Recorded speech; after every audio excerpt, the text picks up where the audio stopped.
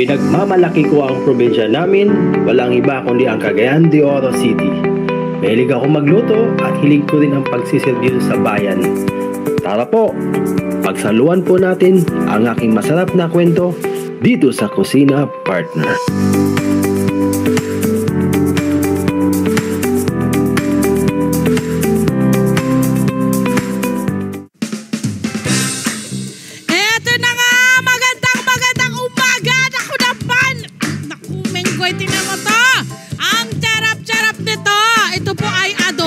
Pork adobo na may niyog at tabon-tabon. Aba, kung ano yung tabon-tabon, kailangan natin alamin yan kasi it's so Pinoy. So Pinoy. Ito na, kasama natin ang ating bisdak chef, Chef John C. Chef John. Bakit bisdak? Bisdak kasi is more on Bisayang dako. Bisayang dako, yun pala yun. Kaya pala. Ito na. At syempre, Bisaya.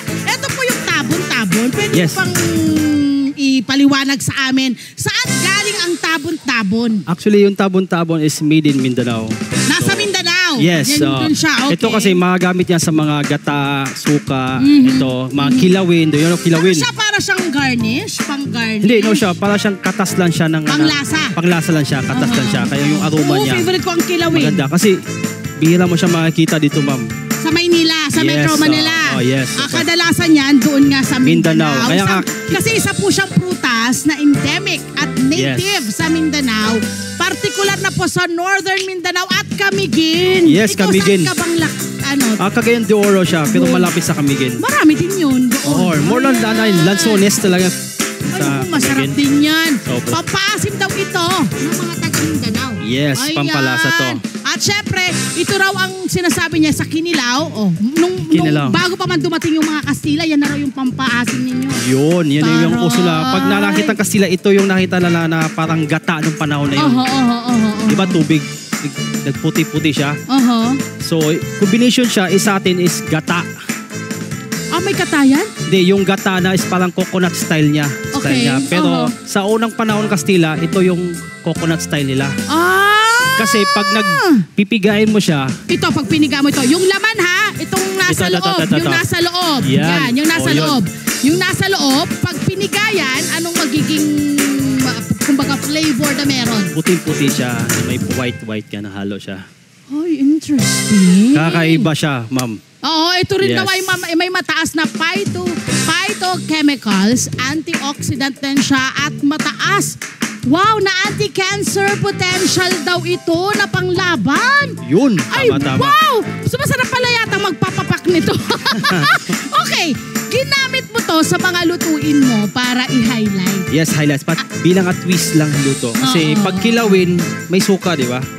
Pag adobo, may suka din. May suka. Ito yung halo sa suka. So, paano siya ginagamit? Like, halimbawa, dito sa adobo mo, nakikita natin dito, itong, ano tong nandito? Ito na ba yun? Pepper na siya. Ito lang siya. Pepper. Ito yung gagamit ko. Ito yung halo ko na dito po. Okay, so anong gagawin mo? Sige, pakita natin. So, kasi ang lulutuin natin adobo, hindi ba? Adobo siya na may talbos kamote, na may kamote siya. Kakaiba siya. Very healthy siya. Okay, correct. O sige, paano ang gagawin? Paano gamit natin dyan? Ano ba yun? Hinihiwa? Kinakaskas? So ito, kinakaskas ko to.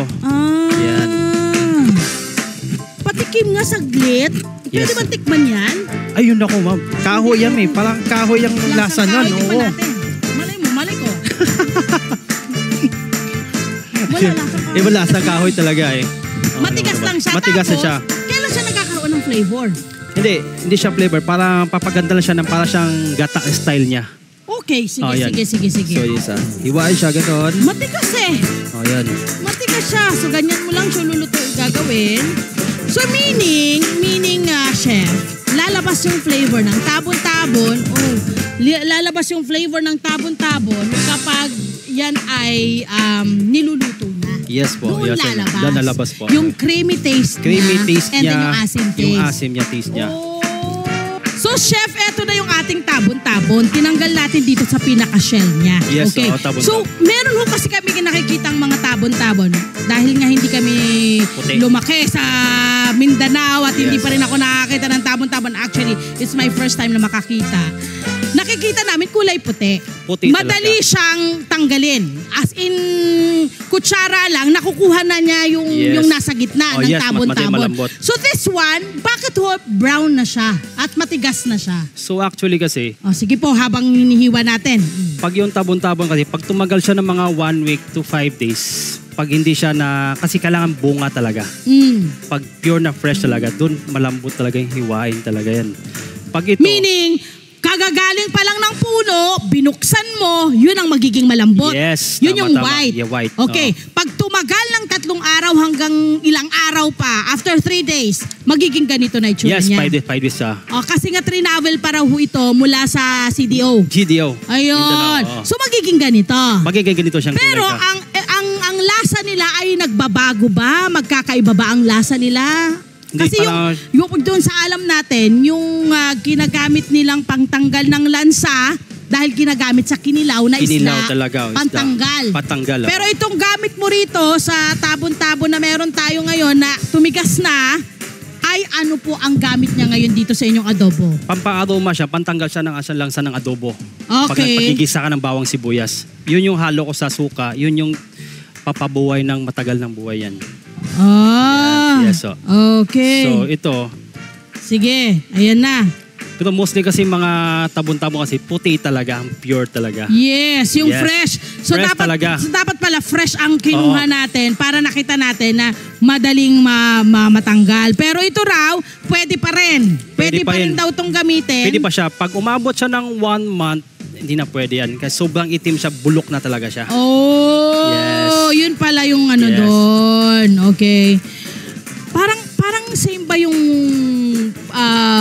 parang proseso ng ginagawa mo sa parang pepper na. Ganun na Parang pepper siya. ganun ang magiging Yes. purpose nitong Purpose siya. matigas na tabon-tabon. Dito sa yung gagawin niyo Yun, yun. yun. Pampalasa. Tama po? Hindi, pang-aroma siya, Pang-aroma lang. pang-aroma siya, pang-patagal ng buhay ng adobo. Yun, Yun ang okay. kaganda niya. So, Ayan. ang ginagawa kasi pag tabon-tabon, pag puti nilalagay siya sa, pinipigayan. Oo, hindi pa rin yun, hindi mismong hinahalo ang tabon-tabon sa dish. Hindi, Pinipigaan pa rin. Pinipigaan siya kasi bawal, kasi kahoy din yan eh. Correct. So, kailangan baka malunok mo yung kahoy, parang sakit sa lamunan niya. Oh, pero malambot yung nakita Yes, natin. So, yes. I'm sure parang... Yes, oo. Pero ito, maganda ho ba ito, chef, na gagawin mong parang powderized? Itong, kung halimbawa, itong gagamitin mo, yung nanigas na. Oh, yes. Dapat ba to mas okay na pinowderized ang dating? No. Kasi delikado siya kasi matagal na to eh kasi kahoy siyang gamit nito. Hindi, meaning, di ba ipapowderized mo para pag nilagay mo dito sa strainer, medyo mapipiga mo pa rin? Mapipiga pa rin siya. Oo. Mapipiga siya. Yung habol niya, yung katas niya talaga. Oh, Yung kahoy okay. talaga. Pero pag ito ang hinalo mo, sakit sa lalamunan talaga yan. Siyempre naman, kasi Delikado kahoy yan. na nga Kahoy ito. talaga yan. Matigas na nga ito. Mahirap Okay. matutunawan. Eto na, lulutuin na natin. So, Meron yung- tayong Oil. mantika, Tapos ito yung toppings na ni mamaya, yung kamote, kamote na pork, onion, garlic, salt and pepper to taste, and yun, pampasarap ng gulay, healthy. Oh yeah, Kamote. actually healthy po ang kamote Yes. talaga, kamote Yes, sir. tops. Eto na, ilalagay Here. na natin ang mantika. Okay, pagkaluto ng mantika, painitin lang natin. Painitin muna natin siya para mag-spread yung niya. So, ang unahin natin is yung baboy. Kasunod yung onion and also last yun. Baboy muna ang ilalagay mo. Yes, para maluto siya. Pampaaroma siya. Pag may halo ako siya ng onion and garlic, Oo. pampabuhay ng aroma Kung baga hindi mo igigisa, Yes, oo. unahin mo ilagay yung karne doon sa mantika, Yes. tama po? Yes po. And then ilalagay mo yung kasunod Onion yung and sibuyas and garlic. Yes. Interesting. Kasi yung iba, diba, minsan ang inuuna nila sibuyas, Sibuyas, tsaka, bawang. Depende kasi pag naghihalo mo siya depende naman sa ibang taste niyan kasi para lang naman. Tsaka iba-iba talaga sa region ng pagluluto ng adobo. Para no? talaga, oo. Oo, iba-iba. Pero yung target mo yung niya, yung toasted na coconut meat. Oo. Anong gagawin mo dyan? Ito toast mo? Toasted ko siya. Okay, Ihalo ko siya sa Sige, mainit na po yung ating kaserola. pork. Lagay na natin ang ating pork. Ano ang pinaka-the best na, ano ang pinaka-the best na parang parte ng baboy sa dish mo na to? Kasim. Kasim the best sa akin. Kasim. Okay, Yes, tapos Kasim. Ayan. Gaano katagal ang ating paggisa or para kang Sino mamaluto siya, iprito ng maging konti? golden brown lang siya, ma'am? Golden brown Golden talaga siya. yan. Oh, yes po. Oh, yan. So, para siyang toasted ng konti. Yes. Oh, wow. O kasi ang Bisayang adobo, brown. Brown siya, tapos kailangan kasi ma-oily yung laman niya. And then maalat-alat. Yes po. Yeah, pero ito, ang nilagay mo, dilagyan mo ng twist ng may gata ka. Coconut nito, Correct. toasted At ito siya. actually, first time ko makakita ng merong kamote tops. As in, hindi ko alam na Kakaiba. pwede palang ilagay Kasi yung yan. adobo kasi, gusto ko yung healthy talaga. Totoo Kakaiba. naman. May totoo twist talaga. naman. Ayan. So, nilagay na natin ang baboy. Kunyari po, nag-brown na yan ng husto. Ayan, nag-brown So, ng husto. Haluin ko siya ng Yung coconut ating meat. kinayod. Yung kinayod po natin na coconut meat, ilalagay po ni Chef. Gaano karami yan, Chef? Halimbawa sa 1/4 or kalahating kilo, kalahati din. Sino mas better, marami kasi ilalagay yung coconut meat mas better. Pero okay. kalahati, mas better Okay, talaga. sige, ayan. Okay. So Ako na. nakapag-gisa na tayo, inuna nating gisahin. Ay, wait lang. Lagay ko. Pakita nila. Video na tuyo. Ang sinunod na niya ay yung ating Bawang sibuyas. ayan, bawang sibuyas na po isusunod dahil Ayan. toasted na po ang ating Onion. Sibuyas na. Okay, lagay na nga po natin ang ating sibuyas. Tapos garlic. Ng konti. Okay. Ang susunod dyan ay bawang. Usual din po ba na kailangan parang ipapa-golden brown ang bawang at sibuyas? Para sa akin, depende talaga sa pagluto ng baboy. Pero sa akin talaga, mas gusto ko fresh talaga. Para kahit siguro makain mo yung onion, yung bawang talaga. Hindi lutong-luto. Yes, oo. Okay, sige po. Tapos po, pagkasunod niyan ay... Haluin mo siya dito. Okay, susunod po dyan, Chef. So, ito yung hinalo natin kanina. Ito yung pinagpigaan natin ng ating tabon-tabon. Tabon-tabon, halo natin yung suka. Yung suka. Ito yung pampabuhay ng baboy, ng adobo. So, here. So, Ang galing, Chef, hinahalo mo na agad yung suka, no? yes, una yung suka para maluto yung baboy talaga. Papatagal. Ito kasi pampalasa lang tong soy sauce natin eh. Ito yung asim ng suka, ito yung pampalasa ng toyo. And then, Yan yung alat, magbibigay ng alat. yes, Okay, toyo tayo. toyo. The next. After ng toyo, Mas lalo maging matamis, lagay natin ng coconut water. okay, cocoa water. Diba kakaiba? Imbis na tubig, coconut water. Diba yung pag-adobo, diba nilagay ng sugar? Yes. So ito lang coconut natin. Galing sa Yan na yung Buko Diyos. pampatamis mo. Yes, tama, Yeah, tama. Okay. Galing. So para siyang ginataang adobo. Yes, Pero tama. interesting ang kanyang paggawa kasi yung talagang nilagay niya po dyan ay yung meat mismo. Pipigayin mo pa ba yan? Hindi na. Di na. Oh, wow, as it is. Cool. Pero actually, yung papalit sa atin, di ba patatas? Oo. So ito yung kamote. Siyempre, mas Yeah. mataas ang kanyang Fiber. vitamins and minerals. Very healthy. Oo. Tapos Gaano katagal po yan bago masabi mong luto na? Kailangan hubang patuyuin yan, Chef? siguro actually may mga adobo kasi na gusto masabaw, matuyo. Pero mas better talaga, may saktong masabaw talaga. May sabaw kahit Kasi pag paano. matuyo, Or may sauce. magpatuyo, ito lang yung lasa niya. Ito lang makita niya. So, in the next, ma'am, Oo, lagyan last. tayo ng pero healthy ng gulay natin yan. Talbos kamote.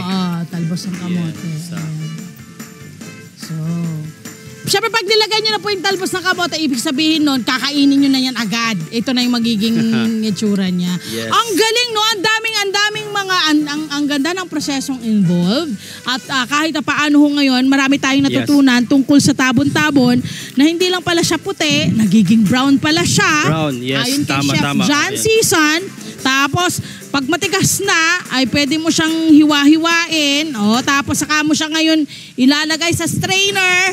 Pipigain mo pa rin siya kasi nga, nung tinikman ko nga tikman natin Iba kung lasa. malaki Wala walang lasa kasi lasang Kahoy talaga. Matigas pa, hindi ba? Okay, gusto kong malaman kung kanino po natutunan yung recipe na ito. Kasi natutunan kasi may farm kami sa province. Sa CDO. So, adobo pork humba talaga. Yun talaga. Yes. Tapos ito, nilagyan mo na ng twist. Nilagay yung twist kasi kakaiba. Nung time na nanalo ako nun. Kasi mayroong talbos kamote. Yan ang pinanalunan mo? Kasi di ba pag kilawin, di ba? Meron siyang tabon-tabon. Correct. Suka ang ginamit nila pag kaliwin. Dapat isip ka ng pork adobo talaga na may suka ang adobo eh. So, nilagay ko sa tabon-tabon, yun ang ginamit ko. Correct. Kakaiba. At least, kailangan nung kasi nating pinapakilala yung ating magagandang ingredients, mga prutas natin, mga gulay natin, and mga native tree natin. Kailangan nung nating anuhin yan. Sana marami pang magtanim pala itong mga tabon-tabon na ito. No? Hindi mawala itong tabon-tabon kasi ang laki ng tulong sa ating mga... Kahoy talaga. Kabarangay. Ayan na! So, ito na po yung ating, dito na po yung ating finished product. Yan po ang magiging itsura ng ating adobo with tabon-tabon. At meron siyang gata at meron din pong kamote tops and kamote mismong sweet potato mismo. Sweet potato, yes. Ano yan? Niluto mo or prinito mo? Pinito mo na siya. Sarap! Diba? So lahat po ng maraming involved na ginawa, maraming prosesong ginawa para mabuo ang kanyang recipe. Naku, pwede nang gayahin yan ng ating mga kabarangay. Hi! Sumalama dyan na mga Kanet 25. This is Love and New Verbo. For more love, Tunipet, and Arafang updates, just click the subscribe button and follow us on our Net25 social media pages at Net25 TV and Net25 Entertainment Facebook. See ya. I love ya.